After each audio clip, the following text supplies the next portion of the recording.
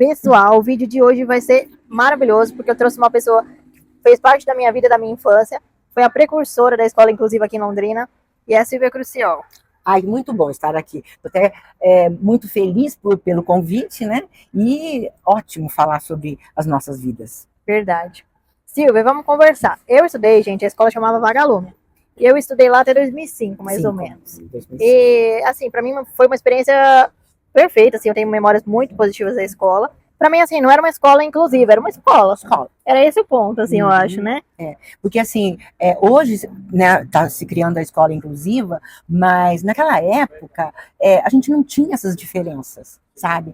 Era uma situação em que o aluno que aparecesse, ele era trabalhado.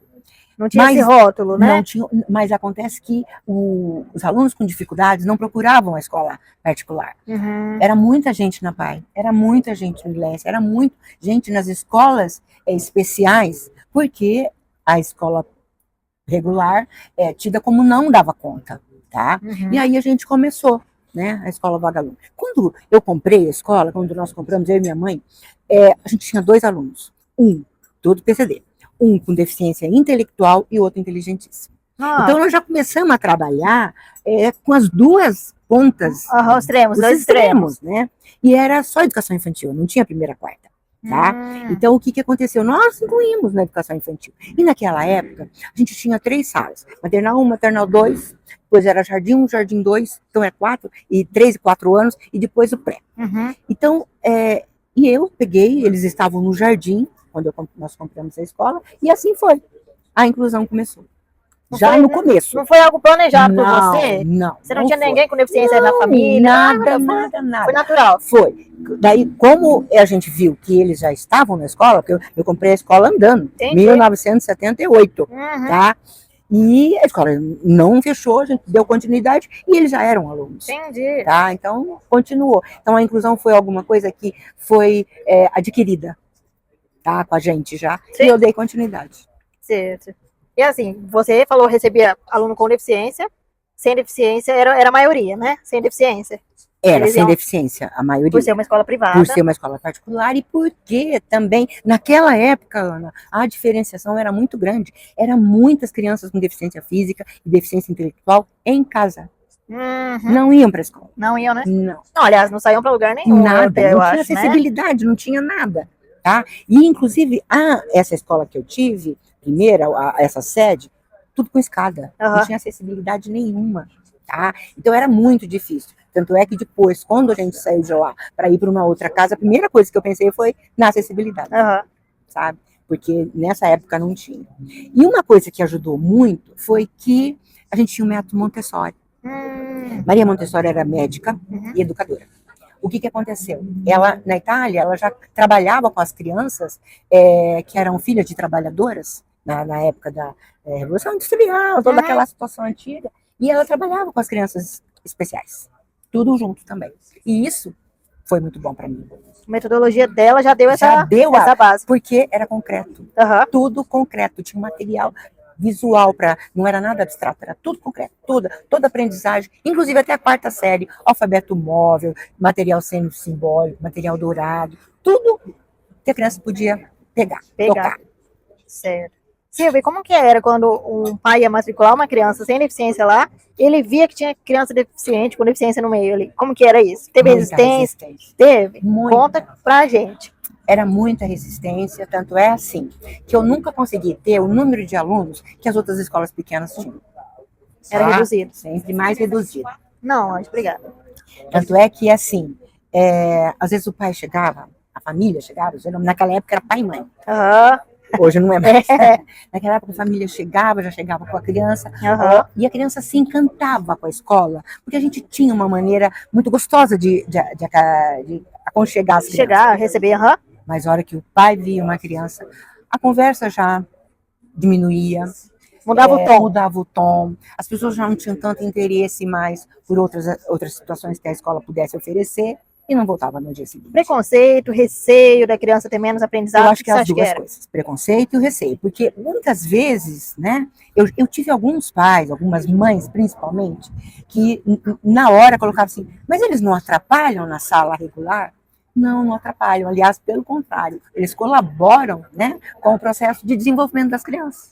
Porque o trabalhar com o diferente é um dos motivos mais importantes para o processo de desenvolvimento hoje. Saber a diferença, para poder ter respeito, para poder ter condições. Tem diferença, somos diferentes e tá tudo certo, né? Tá tudo certo, é tudo igual. Tá? Os direitos são os mesmos, né? E assim, as resistências principalmente das mães.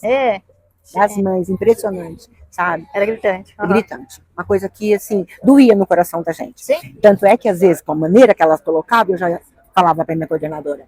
Você lembra da Sandra? Não psicóloga? Lembro. Não. A Miriam. Eu já comentava. Já comentava. Isso não volta mais. Já sabia, já sentia, né? Tanto no mental como no coração também. Sim. Com certeza. E eu acho assim, hoje nós não temos tanta resistência, mas ainda tem. Tem, né? Tem. Tem. Tem das escolas, não, tem você dos pegou professores. A raiz ali, você pegou lá no começo. Eu imagino que deve ter sido muito mais difícil. Apesar que hoje é mais velado, né? Eu acho. Mas ainda tem muito. Eu sou chamada para falar sobre inclusão nas escolas. Tá? Então, quando você está fazendo, eu faço dinâmica, tá? Quando você está fazendo a dinâmica você já sente aquele professor que dá conta e aquele que não dá. Né? Eu falo que educação e ser professor é dom. Né? Não basta ter formação pedagógica. Tem que ter amor, né? Tem que ter amor, tem que gostar. Principalmente agora que as crianças estão muito mais difíceis. Mas já naquela época era assim. Ser criança. Ser professor é um dom. E as professoras da escola, Silvia, elas tinham algum preparo, alguma orientação por parte de vocês? Por parte de suporte, enfim, até das perguntas das outras crianças? Como que era nesse aspecto, Silvia? Eu criei um processo de formação dos professores. Nós sempre tivemos a formação, mas conforme nós fomos aprovados para a primeira a quarta série, eu vi que precisaria de alguma coisa a mais, que a gente pudesse ter uma formação mais sistemática, tá? Então eu criei um projeto de sensibilização e capacitação dos professores do ensino regular. Olha só. Tá? Então, esse projeto, ele foi assim, ele tinha começo, meio e fim, tá? Então, a gente tinha aquela formação, tá? E depois, no ano seguinte, eu melhorava de novo, tá? Aprimorava. Só que ela tinha um processo. Havia aquele primeiro momento, mas depois desdobrava para o ano inteiro. Porque daí nós conversávamos, direção, coordenação, psicóloga que eu tinha, e professores, para ver quais as maiores dificuldades que estavam sendo enfrentadas e como enfrentar. Entendi. Tá? Então a formação foi muito constante. Inclusive eu fiz o método Montessori, a capacitação em São Paulo. Foram 20 dias, 8 horas por dia. Intenso. E eu tive 6 professoras que também fizeram essa capacitação. Olha só. Porque quando nós abrimos a primeira, a quarta série, eu vi que tinha que ter mais, um número maior de pessoas para colaborar comigo. Sim. Tá? E aí, no caso, foi essa capacitação. E elas iam para São Paulo, a gente custeava, elas pagavam metade, eu pagava metade. E aí, até porque ia favorecer elas também, com certeza. Pra frente.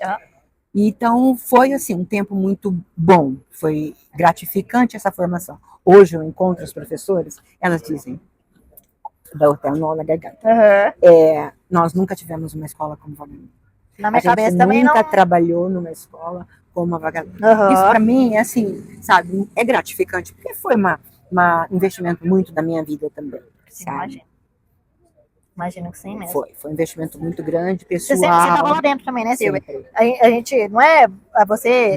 Não estava nada... Como que eu posso dizer? Não terceirizava nada, você estava sempre lá dentro. Todos os dias. Era, depois, quando fez o primeiro grau, né, de primeira a quarta série, era 7h30 a meio-dia. 1h30 às 18h. Eu lembro. 19 horas. Tinha gente que esquecia as crianças lá. E lá ficávamos. E essa formação foi muito boa, sabe, para os professores, porque eles levaram para a vida inteira. Porque saíram dali, foram para Max, universitário, grandes escolas, sabe? E eu fiz um curso de pós-graduação em dinâmica de grupo. Então, o que a gente trouxe? A gente trouxe a dinâmica de grupo para essa formação dos professores. Então, a gente trabalhava as atividades pedagógicas, trabalhava todo o processo de escola, né, a parte pedagógica, mas eu trabalhava as dinâmicas de grupo com elas. Cadeira de roda, muletas. Ah, não acredito. Botava para vivência. Vivência. Elas tinham que passar pela situação. Mas só, sabe? Porque, assim, como fazer com uma criança que vinha com o pé? Eu tive uma que eu enfaixei a perna dela, ela só podia andar com uma, e com não era canadense. Canadense, sei lá. Acho que era meu marido tem um canadense, é diferente. Mas ela teve, essa professora tinha que caminhar, a outra com a cadeira, nós tivemos 2 cadeiras de roda, e 3 estavam vendadas. Tá? Então, isso foi um processo realmente de sensibilização, porque a vivência é muito mais do que a formação didática, do que a pedagógica, do que a formação em pós-graduação. Essas vivências é que eu acho que foi o que mais contou para a formação e sensibilização dos professores. Eu tenho certeza. Absoluto. Porque quando a gente sente na pele é diferente. É diferente. Né? Nossa, passar por ainda que não seja igual, mas sim, mas dá uma noção, né? As pessoas se colocavam. A hora que você entra na vivência séria, as pessoas se colocam. Se colocam e acabam vivenciando a situação que está proposta. E o mais interessante, que eu gosto muito de conversar e falar, é que essa sensibilização proporcionou para os professores um crescimento, e aí nós levávamos para porque o que acontece? Quais as dificuldades que as crianças têm? Aquele monte de dificuldades. Muitas problemas raiz emocional. Separação de pais, ciúme entre os irmãos, sabe? Problemas familiares, tudo isso envolvia no processo de aprendizagem. Com certeza. Aí nós ficamos vendo que trazia para o sábado de manhã, que era onde fazíamos o apoio, reforço, na época era reforço. E trabalhávamos com dinâmica de grupo também, algumas brincadeiras, alguns jogos. As crianças começaram a melhorar os problemas da dificuldade. E os outros que estavam na escola, na sala de aula, vendo que eles voltavam melhores, eles queriam no sábado também. E no fim, praticamente eu estava assim, com 70% da escola no sábado. Olha só. Aí eu falei, nós temos que resolver alguma coisa. Aí nós criamos a disciplina Comunicar e Crescer, que era a sensibilização e capacitação dos alunos do ensino regular no trato com a criança especial. Nossa, gente. Isso foi escrito, foi dedicado muita atenção para isso, e eu contei com toda a equipe, sabe? Era muito bom, porque a gente contava com a equipe. E aí, eu queria essa disciplina. Então, toda semana tinha a disciplina Comunicar e Crescer. E os alunos adoravam. Amavam. Dinâmica, brincadeira, jogos, sem querer, como toda criança aprende, brincando. É isso. E aí, aquelas dificuldades pedagógicas que a gente tinha... Era pontual. Quer dizer, e aí, na sala a gente resolvia. Porque a criança já não tinha mais a vergonha de dizer, tia, não sei. Tia, não estou entendendo. Porque a professora... Vocês entenderam? Ela nem precisava falar. Sim. E a gente já sabia quem tinha dificuldade. Não, e a gente saía muito bem formado. Eu saí de lá pro Max, eu não saí com nenhuma dificuldade. Você foi pro quinto ano? Fui pro 5º ano no Max. Eu não senti diferença, eu estava muito bem preparado. Eu estava muito bem preparado. Você sabe que teve uma pesquisa que foi feita na época, que os nossos alunos da Escola Vagalume estavam melhores que os próprios alunos das escolas grandes? Não duvido. O de quinta em diante. Sim, e eu fiquei muito feliz. Nossa, é verdade, é verdade. Então, eles não tinham problema. Não era focar em inclusão, não sei o quê. Não, acho que nem falava nesse termo na época, né? E eles estavam todos juntos. Era uma escola pequena e preparou muito bem os alunos, meu irmão também. Enfim, o João foi muito bom. Ai, que maravilha. É a escuta que hoje tanto faz falta. Então, quando você pergunta para mim como é que pode fazer uma escola inclusiva, eu digo para você, a primeira coisa é a escuta. Desde a educação infantil. Então, é na brincadeira, são nos jogos, é nas vivências que você pode fazer desde 4, 5 anos, sabe? Que você vai escutar essa criança. E aí, a escuta, a possibilidade da criança falar através da brincadeira, que é o que a gente fala, hoje a criança aprende brincando realmente. E é nessa escuta especial dessa criança falando, porque a gente sabe quem tem dificuldade. Sabe, né? Sabe, o professor sabe. Sabe, bateu o olho, já sabe.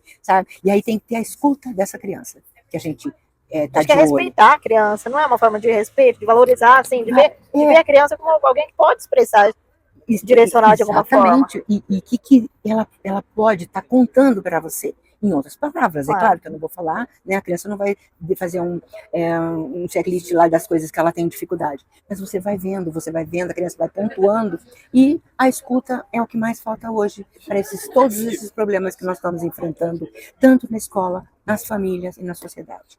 Então, essa escuta é o que falta principalmente.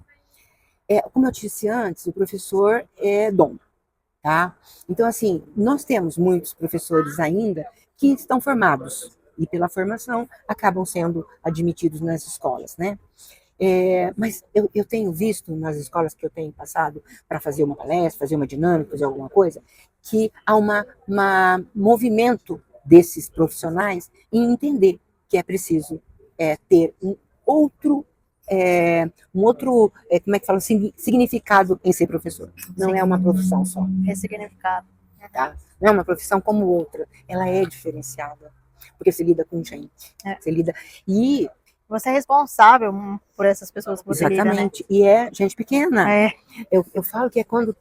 eu gosto de dizer, a formação da educação infantil, sabe o prédio, quando vai fazer a fundação lá embaixo? Lá embaixo eles formam uma sapata para segurar a viga, tá?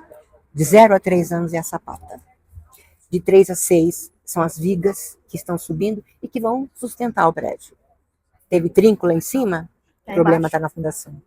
E é a mesma coisa as pessoas, tá? Todas as dificuldades que a gente vê que as pessoas estão enfrentando foi a base que teve algum problema. E pode trabalhar na base lá, que vai ajudar, colaborar.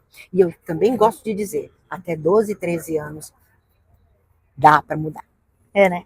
Dali para frente? Dali para frente. Aí é mais difícil. Com terapia vai, né? Com algumas coisas específicas vai. Mas psicologia fala que a infância que é a base. Determina o adulto que vai ser. Tá? Então é realmente importante que as escolas tenham isso muito em mente, né? Que as escolas de Londrina são muito boas, sabe? A gente tem boas escolas aqui, né? Muito boas. Tem uma boa formação, as diretoras são pessoas assim que, desde a minha época, né? Tem muita gente aí ainda com escola. E com boa formação, porque a escola começa pela direção. Aliás, a inclusão começa pela direção. É verdade, né? Direção, coordenação. Assim, se a direção adapta, por exemplo, eu pegava um professor, fazia uma ficha quando ela ia entrar, eu falava assim, vamos fazer um estágio, 15 dias. Ah, tudo bem. É para você ver se você gosta da nossa escola. Você já sentia? Ela também já via. Não dou conta da inclusão. Eu tive pessoas chegaram e falavam, eu não dou conta. Teve a rejeição por parte de professores também. Sabe? Então, tinha professor que vinha, fazia a ficha, no dia seguinte não voltava. Porque via ali que achava barra. Que era... E outra, pensa não sei se era tão mais difícil, acho que era tão mais difícil. Não, a situação parece um bicho de sete cabeças, mas não é. Uma coisa muito importante também que eu penso, Ana, é a sociedade. Sabe? A sociedade precisava colaborar mais, tá? Então, nós temos... Eu vi você indo na exposição da acessibilidade, vi você vindo em algumas lojas. Isso é importante, sabe? A sociedade precisava ter um pouco mais de formação.